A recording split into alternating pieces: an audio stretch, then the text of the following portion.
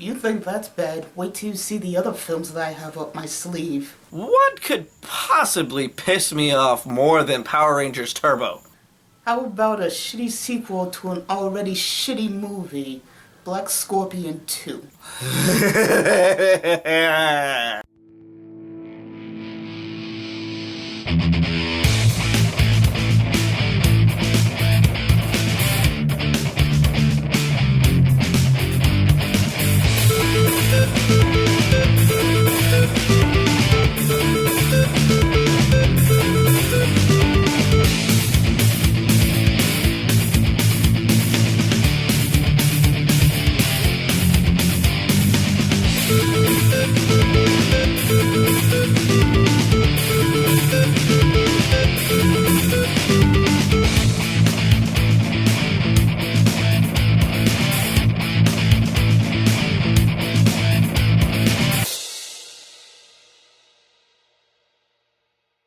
Our movie begins with our heroine, Darcy, tossing and turning in her sleep before she wakes up to the police scanner going off, alerting her of a car chase in progress. We jump to the said car chase as our criminals shoot out at the cops. The Scorpion eventually joins the chase and shoots their car until they crash and she blows it up. Fire.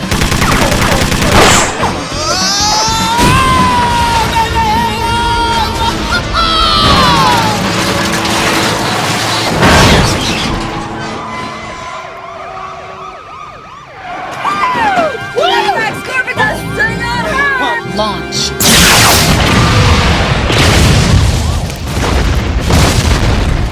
Rick, of course, is still on pursuit of taking the Scorpion down, but she gives him the slip. The next day at the precinct, Darcy is being honored for stopping the breathtaker from the first film. Darcy then gets a present that sends everyone panicking since it's a bomb. Don't worry about it. 2-1, the whole thing's a prank.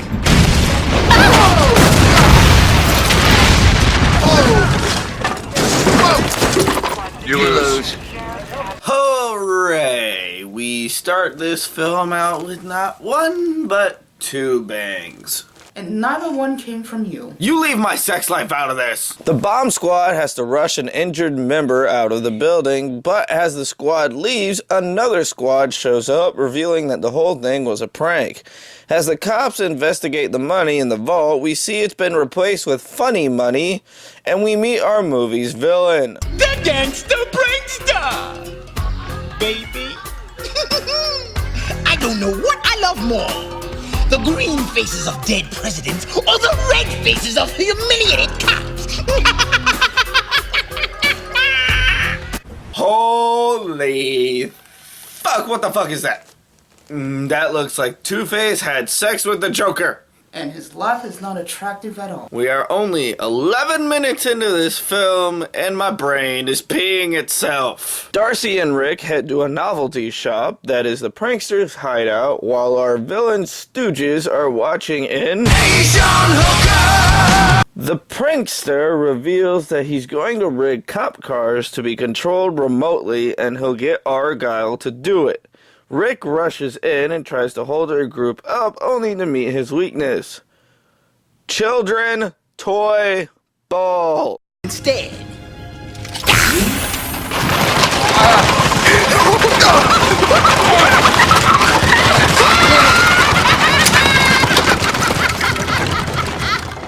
How do you like my balls?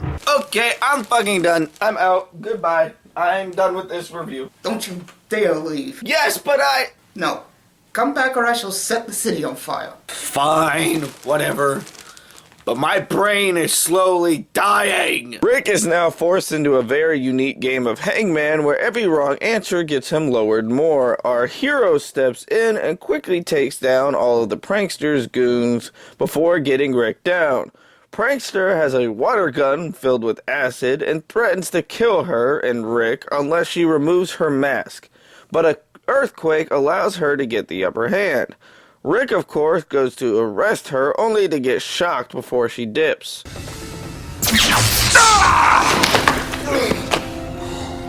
At the precinct, Rick wants to know where Darcy was, and she comes up with a bland excuse of not being able to get in. We then meet Professor Ursula Undershaft, who has been working on an invention to stop earthquakes from happening.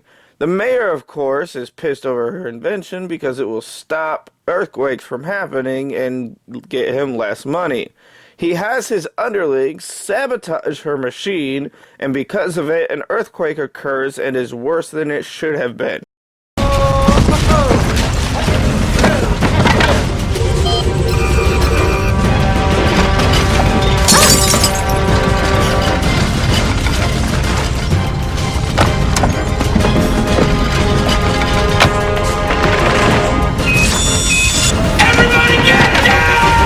Our cop duo are forced to work at night, and the Scorpion Mobile begins to short circuit, so it's off to Argyle, who says it's still fixable.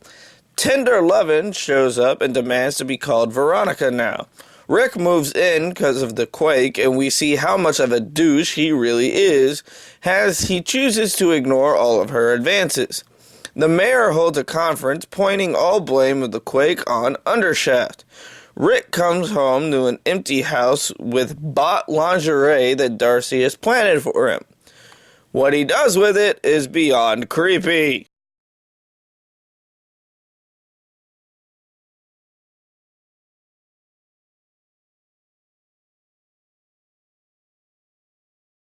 Come on, dude, you are not hentai comment. Stop putting underwear on your face. You're telling me you don't sniff your girl's underwear while she's away? Don't you judge me! We get a quick glimpse of Undershaft, now our second villain, named Aftershock, and she gives a construction worker a shock to the balls. She also then hijacks a truck carrying vibranium. Another quake happens, which leads to Darcy and Rick making out, and the moment is ruined by Argyle. Back to Aftershock, we find out she was working with the car driver. Will you stop grabbing people in the pee-pee, you sadistic bitch? I kinda like... I'm not putting my crotch anywhere near you. Thank you. Our girls finally meet as our hero steps in to fight Aftershock with very shitty camera angles and effects. Our villain gets away as the cops begin a chase of the Scorpion, but of course, through more fucking car explosions, she gets away. The film jumps back to the precinct after Aftershock breaks Gangster Prankster out of jail. They strike a deal to work together to take down the Scorpion. The mayor warns his town that there is no need to worry. First of all, let me say that I believe that Aftershock's threat is just that, a threat. Or perhaps it's one of the Gangster Prankster's jokes. Secondly, I myself live in Everly Heights, and I want to urge all my friends and neighbors to follow my example and stay put. And finally, the San Angelo Fault has been inactive for the last 75 years. There is no danger. You are completely safe. Can you explain to me the point of the random zooming in on the person's mouth? It makes no sense. Okay, you can stop that now. Darcy gets the idea to try to find Undershaft's work, but Rick finally gives her notice and they start having sexy time. Aftershock begins her plan as the prankster visit Argyle to get help with the Scorpion Mobile. But Argyle stands his ground and tells him off. Our heroine slips away in the night to try to find any clues, but can't get in. Rick begins an argument about where she goes and why she's always so secretive. Yeah, I'm tired too. Of your excuses. Prankster, of course, kidnaps Veronica and forces Argyle to get the Scorpion Mobile from Darcy. While Darcy tries to convince Rick not to give up on her, Prankster betrays Argyle and takes Veronica and heads to the mayor's mansion and terrorizes it. The police force is sent to deal with the prankster while Darcy heads to Undershaft's lab to find out Aftershock's identity. Darcy does her best to fight our villain but eventually fails. I'm going to level the City of Angels. Not a building or person will be left standing. Argyle tends to Darcy and the news alerts her that her car has been stolen. He then convinces her that she's the hero and not separate from the mask. Our hero makes a visit to the prankster.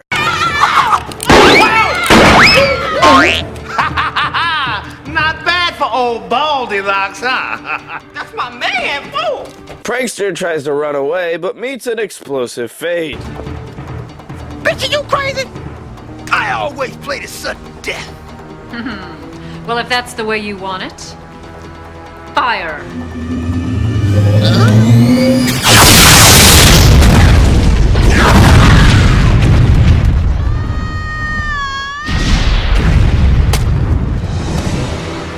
Maybe he should have quit while he was ahead. Stop it. I guess he needed that head start. Quit it. He didn't keep his head in the game. Knock it off before I hurt you. Fine then, you fun ruiner. Our heroine heads to the lab and confronts Aftershock. Scorpion reveals who she is, and in turn is revealed that the only way to stop her device is to place something within the middle of it.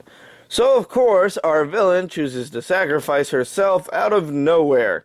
Our movie then ends with Darcy proving herself brave enough by proving the mayor to be a coward, and Rick and Darcy finally patch things up.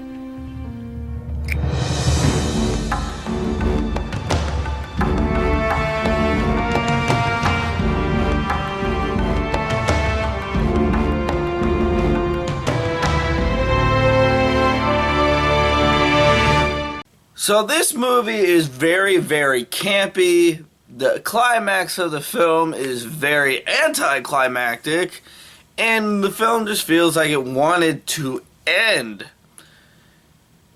I feel like you get what you get from a Showtime film. So, now that the films seem to be getting worse and worse, what else do you have for me to torture me with this summer? Well, fine. Here's your next bit of torture. Oh dear God, no.